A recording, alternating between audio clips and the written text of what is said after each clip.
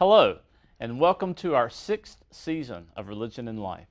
I am your host, Ozzie Ostwalt, and this week we are joined by the Reverend Robert Wright Lee, an Appalachian State University alumnus and now an instructor here, and the author of the book, Stained Glass Millennials. We'll be talking about his book today and how institutional worship and the millennial generation coincide. Plus, we'll discuss Rob's recent public support for the removal of Confederate statues. I want to give you a warm welcome today, Rob, and thank you for joining us. It's a pleasure to be here. Yeah. Thank you so much. I can't believe how much we have in common. We both have this connection to Appalachian State. We were both at Duke University. We both grew up in the same hometown, Statesville, North Carolina. Yeah, I mean, it's one of those things that it's amazing where journeys take us and who we find along the way that have common themes, and we do have a lot of commonalities there. Yeah. How did growing up in the South shape you as a minister and a writer? Well, growing up in the South is one of those things that you can never really explain to people fully unless you've actually done it yourself, right? It's one of those things that you don't fully understand unless you've done it. But I think the main thing about a Southern writer that I've really taken to heart is that everything's a story. Mm-hmm. Everything has the potential to be a story, whether you're going to a movie, whether you're going out with friends, whether you're climbing a tree. All of these instances can be opportunities for reflection through writing and through engaging people and through telling those stories. And that really comes through in your book, Stained Glass Millennials, the connection to story. And you mentioned climbing a tree. I loved your story about climbing the old tree in the cemetery growing up. Yeah, I think it was one of those things.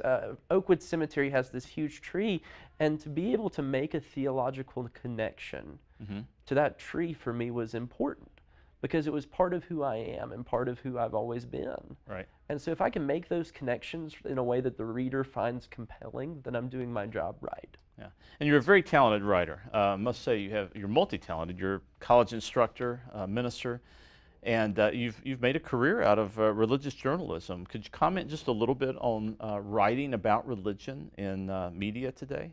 Gosh, it's an interesting field to be in, especially today, especially if you're doing newspaper writing in any way. I've had the opportunity to be in the Huffington Post, which is an online newspaper, the Washington Post, everybody knows who that is, and then my hometown newspaper, the Statesville Record and Landmark. I have a weekly faith column there. Right. And so it's all engaging in this idea that there is something to be said about religion that needs to be said and is newsworthy.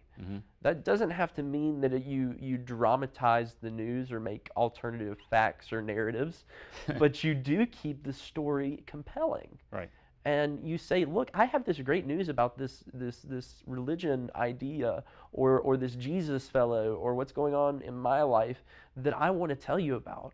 And then you look at it through a theological lens, and that theological lens allows you to be a better writer, a better thinker, a better person, as you think about the ways in which your life engages with your writing. And through your writing, you're actually demonstrating how religion can engage everyday problems of people, or people where they live, people in their life crises and joys and experiences, which is something I think we sometimes see as disconnected. We tend to put religion over in the corner, but you're determined to bring it right into everyday experiences, aren't you? Well, I am, and you know, I've gained some recent notoriety with all the stuff that's been going on surrounding my vocal support of bringing down the monuments, which we're going to talk about.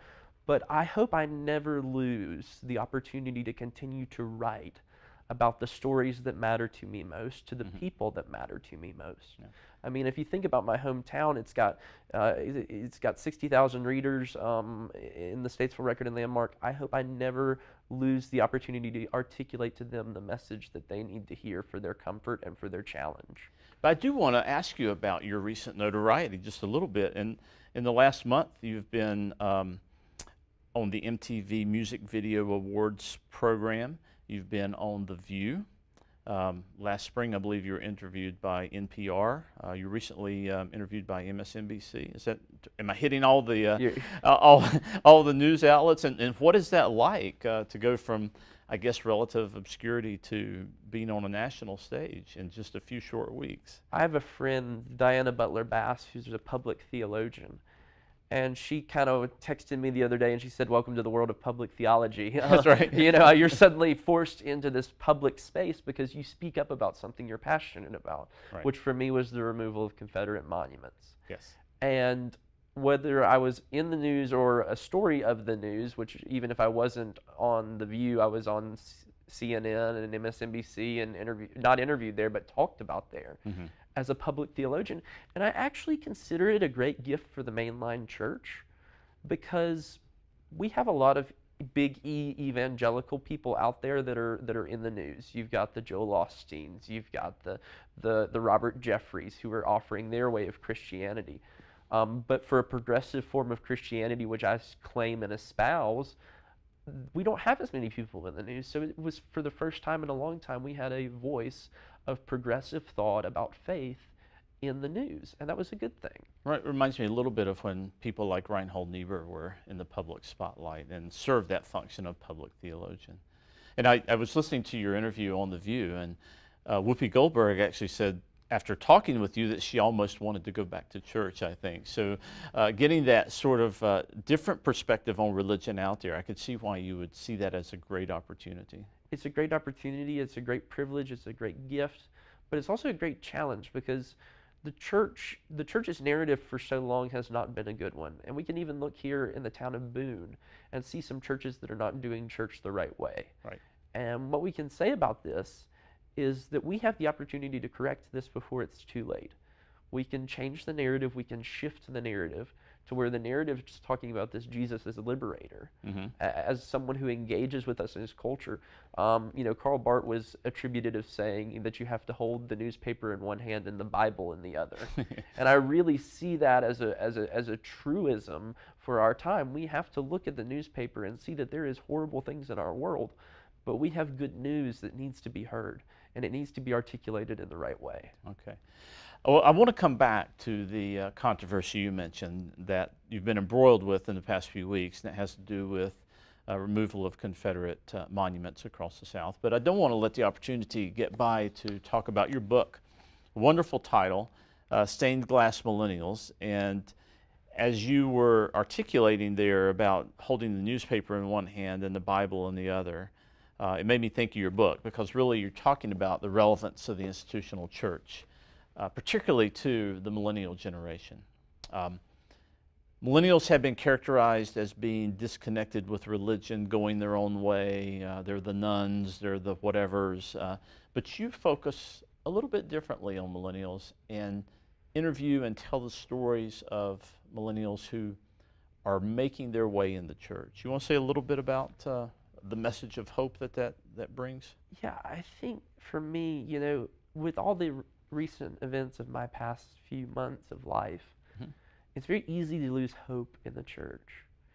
Losing a church job for speaking up, losing a lot of hope in the institution because people abandon you. Right. But for me, I see this as an opportunity of great hope too, because there's people in this book, like my friend Palmer, who's going to come guest lecture for us tomorrow in my communications class, in my public speaking class, who haven't given up on the church yet. And that inspires me not to give up on the church yet. Because plenty of people have given up on the church and said they're done. They're done with it. They don't want to talk about it. They don't want to engage in it. But there are people who are going to seminary. I'd find seminaries like Duke and Candler. There find people in our religious studies program here at App who are engaging in the questions that need to be asked that only the church can answer. We can say that science and religion work together, but there are certain questions that only religion can answer. And I think that we need to delve into those and lean into those and find hope in those. Can you give me an example of that kind of existential question that only religion can address, or that religion can address most appropriately? Most appropriately, that's probably a better way of putting it. But I think of it this way, science is great, and we have had wondrous advances in the 20th and 21st centuries in terms of science. I think it's a false debate that religion and science can be incompatible, but I think science is more of telling us how things happened, where religion can answer the questions of maybe why things happen. We don't have to believe that Adam and Eve were actually in a garden, but we can find the reasons why the Israelites needed to know that story. We can understand why the Israelites needed to hear the story of their freedom from bondage and being led through the sea by Moses away from Pharaoh's rule. All these questions that we find in religion and answers that we find in religion are deeply compelling answers. And they give us hope that some things like science and technology may not be able to give anytime soon. So you're suggesting then that the problems faced by the ancient Israelites have a message in resonance with us, or should today, that we share in those same types of existential issues and joys and pains and sorrows, and can find answers in those ancient stories. I mean, I think of Harriet Tubman leading people through the Underground Railroad. That sounds an awful lot like going through the Red Sea to me. Yes. I think of Martin Luther King having a dream, and I think of Joseph having a dream. Right. I think of all these people in our history that collectively have said, us too. And that's what gives me hope, is that there is such a thing as seeing ourselves in the story and the story seeing them in ourselves. We let the Bible read us as much as we read the Bible. Now, your message of hope, though, is there's a catch to it, right? Because you mentioned a couple of times that the church is not doing some things right, and that if the church is going to continue to be relevant, or if religion in the broader sense continues to be relevant, it has to do things right. It has to be on the right track. Where do you, maybe you can give us an example of how you see contemporary Christianity failing, and what the solution to that would be. What's an example of contemporary Christianity doing things right so that it can continue to thrive and carry that message of hope? Well, the way I see they're doing it wrong is not engaging in conversations surrounding race, surrounding LGBTQ issues. Persons who are gay and lesbian and bisexual and transgender have as much place at the table at the church, at Christ's table, as I do, as a straight white male. And it's concerning to me that we aren't engaging in these conversation topics, and instead kicking the can down the line and saying, oh, we'll deal with this later, or, oh, it's not time to talk about that now, let's talk about something else. Because for me, as I said on The View, the pulpit is inherently political. Right. When I stand up to preach, I am engaging in what I believe to be a prophetic act, an act in which we go forth and say, this is what we believe, this is what we stand for. And that is deeply political, whether we like it or not. And so we just engage in that conversation and continue forward. So are you suggesting then that the church, when it's doing things wrong, is in a position of power in society and using that power to further marginalize certain groups of people rather than breaking down boundaries for inclusion? Is that, I mean, I'm kind of reading that in your book and also hearing you suggest the Jesus I have come to know is one who brings about liberation and suggests to us that there is a different way of doing things, and the church should do the same. The church should be engaging in the conversation whether they want to or not. Now, some people disagree with me, and that's fine, but I'd rather have a dialogue with you and engage in a dialogue with you than us just building the walls, which seems to be a hot topic too, building the walls that divide us as a people. Let's, given that, let's change our focus just a little bit back to that topic that has led to your recent fame or notoriety. In case our viewers missed it, you're Robert Lee, and you are what, a great nephew of the Confederate General Robert E. Lee, which has its own kind of significance in the South. And for you then to speak out as you have publicly after the violence in Charlottesville in particular, that Confederate monuments perhaps have outlived their usefulness in society and should come down, has raised a good bit of controversy directed specifically against you. It struck a national nerve. I've received more Twitter trolls than I care to count, and they've engaged with me with some pretty nasty stuff. But I know one of my friends, Bishop Karen Oliveto, who's a bishop in the Methodist Church, called me the other day and said, you're a lightning rod, right? You know, you've got to remember you're a lightning rod. You're taking this for other people who can't take it themselves. Right. And I see that as a bounden duty for Christians and for any person of goodwill, any religious person, to engage in that conversation and be willing to take a beating for someone else. I mean, that's ultimately, for me, what I see Jesus did. That's what the message is you've got to be willing to stand up so that you might inevitably be in pain, but you see that others are being given us balm in Gilead because of it, Could you then articulate, maybe in just a sentence or two, how it is and why you support the removal of Confederate monuments at this point in our history? You've got to remember the context in which those statues were put up.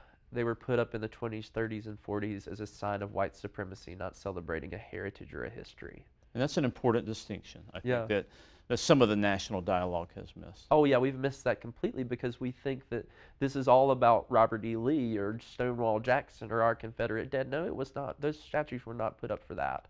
And in fact, it wasn't until the 20th century that we saw those statues come up. Right. And it is a form of idolatry. It is a form of idolatry. Is this what makes a Confederate monument different from, say, a statue of Thomas Jefferson, who we all know was a slave owner, or do we need to take down those statues as well? I mean, is there a differentiation here? I think anytime a statue becomes an idol, we have a problem. And when white supremacists have made my ancestor and Stonewall Jackson and countless others idols, that's a problem. Now you could say that Thomas Jefferson, certainly owned slaves, and we know that about him, and we have to condemn that about him. But we also know he wasn't a traitor to our nation. Right. So there is some redemptive qualities there, even amidst the pain of racism and slavery and white supremacy. But we still have to condemn that too. We still can't say that's okay. And in fact, the National African American History Museum and the Smithsonian does an awesome job of taking the statues of Thomas Jefferson and contextualizing them by putting the names of his slaves behind him. Oh, okay. So it's just really, that's one of the ways that I see that people are starting to contextualize these issues in a healthy way. In a healthy way, and that's key. Yeah. So the debate on Confederate monuments really, in my mind, opens us up to a larger kind of conversation about symbols in our culture, perhaps, or other idols, as you have put it, that may affect other marginalized groups. Of course, Confederate monuments is an obvious symbol that brings to the forefront issues of racism. But do you see other symbols in the broader culture that may be relevant to other forms of oppression or marginalization in our culture? I'd say the one that's the biggest for me is the church right now. And I know that sounds bad to call the church an idol, but the church has become a form of oppression against LGBTQ persons. And we have to condemn that. We have to say that this is a form of oppression and suppression, and we can no longer allow that to happen in our culture. Why is the church having such a difficult time having this conversation about the LGBTQ community in particular, or about racism? What's holding the church back? I'd say that the white church especially has never been given the vocabulary or the identity, politics, if you will, to engage in those conversations, because we like the feel-good sermons that make us happy. We don't like the prophetic sermons that make us preachers their jobs. But we do know that we like the feel-good, lovey-dovey stuff. But Jesus also had some tough things to say. The Bible has some tough things to say. And so when that's contextualized, and when you know your history of Scripture and you know about what the verses mean, if you're going to seminary or being educated on it, then you know that some of this stuff can't stand anymore. It's a form of oppression and violence. Well, you've had a unique opportunity to get this message out there, and it's caused you some personal pain. What do you say to ministers who may be listening to you and say, yes, I agree with that? How can they go forward, or how can the church in general go forward and embrace that kind of prophetic message and do the house cleaning that needs to be done, rather than continuing to operate business as usual and continuing to, I guess by not being proactive, the church would you say the church participates in oppression and marginalization? It's complicit. And complicit is a good word. Yeah, and I think also, I would tell preachers and churches, name sin what it is. Name racism a sin. Name white supremacy. Name white privilege a sin. Because that's ultimately what these things are. Right. And that's a difficult thing, I would think. Gosh, it's difficult and it's scary, but Jesus never said that it would be easy. He only said that we would never be alone. Right. And I take great solace in that. Yeah. I find it interesting that you have named the church as a symbol of oppression in our culture, and that seems like a really difficult mountain to climb, to kind of erase that kind of view of the church, a popular view, I guess. Well, but I do believe that God has given us the tools to climb that mountain, to borrow your analogy. I think we're good to go. I think we're good. I think we're ready for this. I think we're up for the challenge. Great. I want to ask you kind of one final, you've been a great guest. I mean, I'd love to sit here with you for a couple of hours, but I'd like to ask you one final reflection. You wrote Stained Glass Millennials before all of this controversy has entered your life. And there's the thing that strikes me about that book is that it's just there is a prophetic edge to it, but it's a message of hope, and it's a message of hope that you've kind of attached to the millennial generation. Now listening to you post Charlottesville and post the controversy that has entered your life, your speech seems to have even more of a prophetic edge. Would you write this book in the same way now as you did before all this happened, or would it somehow be different? Is the message of hope still embedded in the prophecy, I guess, is my question?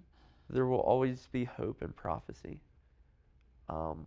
Because I'm reminded of what the psalmist said, sorrow may last for the night, but joy comes in the morning. Ultimately, for me, this has been a period of sorrow and of sadness.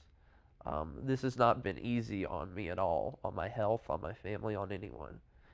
But I do know this, that there's joy coming in the morning. And I look forward to that new light.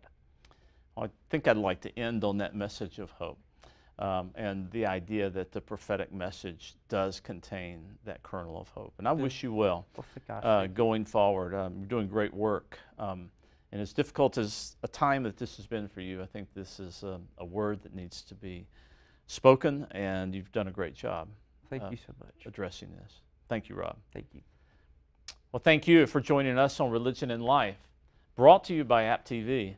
And we thank you, Rob, for taking the time to join us this week. On our next episode of Religion and Life, we'll be out and about in the community and visiting a community here near Boone called the Art of Living Center. Until then, this is Ozzie Ostwalt.